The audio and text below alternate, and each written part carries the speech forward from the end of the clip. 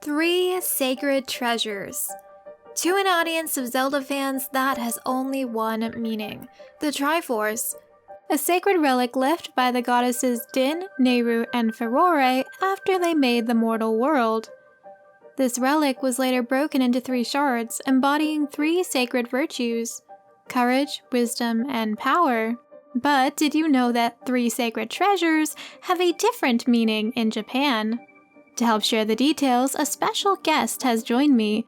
Please welcome the big brain Zeltuber Thinkafurr. Hey everyone, great to be here. Zelda Chick makes some amazingly big-brained vids. Be sure to check out the other half of this collab in the top right corner, featuring ZC and me, as we tackle and triangulate more mythology. That said, grab a cup of thonk juice, slap on your thinking hats, and join the one and only Zelda Chick and I in this exploration of the Triforce and its connections to the 3 Sacred Regalia of Japan.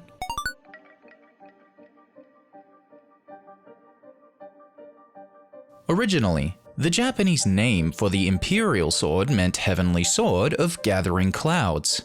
Its name was later changed after a great warrior named Yamato Takeru used it to escape from an evil warlord.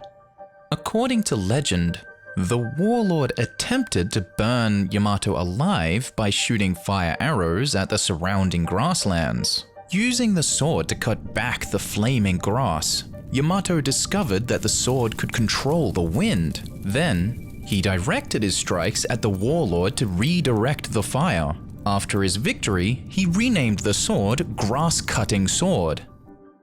In many ways, the Imperial Sword and the Master Sword are similar. The Imperial Sword's original name, Heavenly Sword of Gathering Clouds, reminds me of the Master Sword's ability in Skyward Sword to gather energy from the heavens and charge up a skyward strike. The charged up sword releases a powerful gust of wind to deflect enemies. In many games throughout the series, when Link is at full health, his sword emits a beam of light when swung. One more humorous thought: Link spends a lot of time cutting grass throughout his adventures. Perhaps too much time. Yeah, probably. That, name, Grass-Cutting Sword, fits the context just a little bit too well. But maybe the most similar aspect between the items is their symbolism. The Imperial Sword symbolizes courage, the same virtue Link received from the Triforce.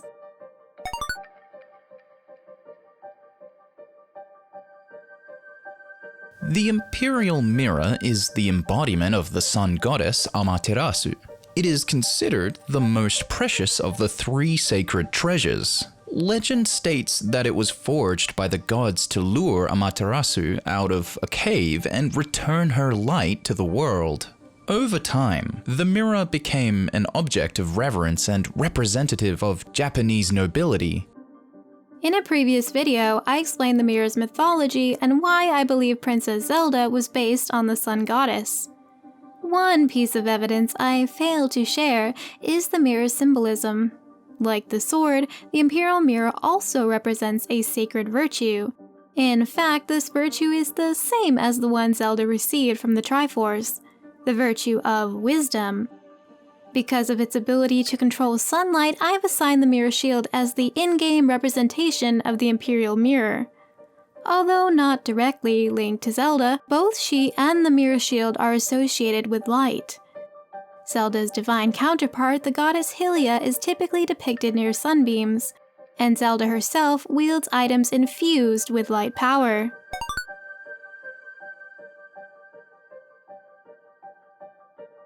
Magatamas are curved beads associated with ancestry and spirituality. They date back to the Neolithic period of Japan and are typically made of stone, glass, or jade. The most notable Magatama is the one used alongside the mirror to coax Amaterasu out of hiding. This 3rd piece of the Imperial Regalia symbolizes the virtue of compassion or benevolence. This virtue balances the courage of the sword and the wisdom of the mirror, creating a trinity of legendary artifacts used during the Emperor's enthronement ceremony. This item seems to break our pattern. If the sword represents Link and the mirror represents Zelda, the Magatama should represent Ganondorf. But Ganondorf is not known for being benevolent. Or is he? Well, actually, I have a theory about that.